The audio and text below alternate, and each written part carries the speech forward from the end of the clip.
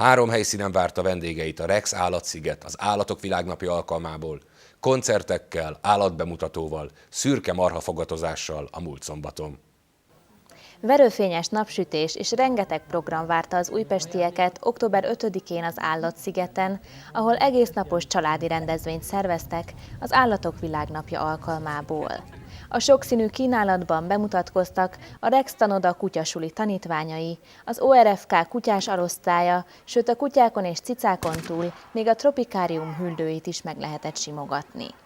A gyerekeket ezen kívül színházi produkció is várta a Szépernő Színház előadásában, sőt az Alma zenekar is fergeteges hangulatot teremtett. A rendezvényen a szervezők köszönetet mondtak mindazoknak, akik idén az árvíz ideje alatt önzetlen munkájukkal segítettek a bajba jutott állatokon. A legrangosabb kisállatok nagykövete díjat Újpest önkormányzata, az újpesti rendőrkapitányság, valamint a 4.-15. kerületi tűzoltó parancsnokság kapta. Újpest önkormányzata nevében Bartók Béla, a Fidesz frakció vezetője vehette át a kitüntetést dr. Király Pétertől, a Rex Állatsziget egyik alapítójától.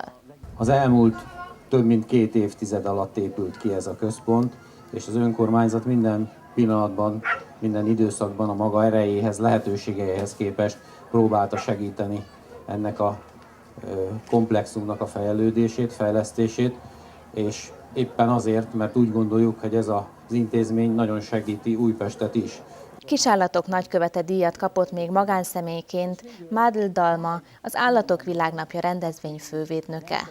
Emellett állatok mentora és állatok őrangyala díjakat is átadtak több olyan önkéntesnek, akik az elmúlt évben kiemelten segítették az alapítvány munkáját.